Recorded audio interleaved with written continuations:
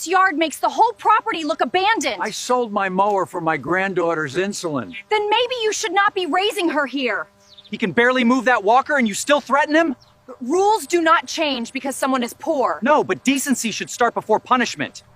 A yard can look abandoned from the street, while someone inside is quietly choosing medicine, food, and family over everything else. Before the story begins, let me know where you are watching from. It always amazes me how far these little stories can travel.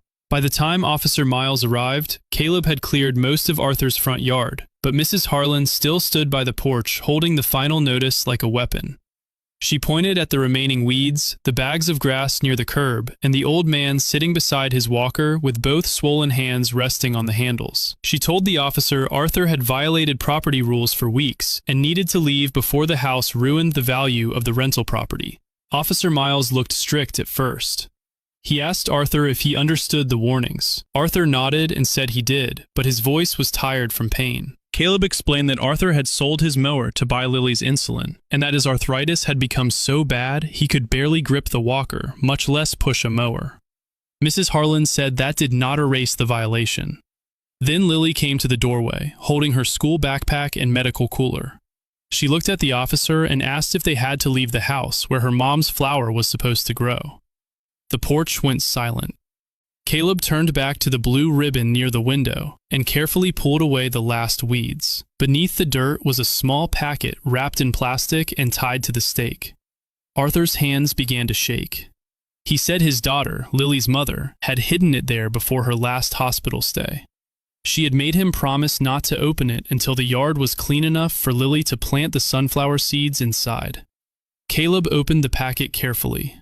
There were sunflower seeds, a folded note, and a picture of Lily as a baby.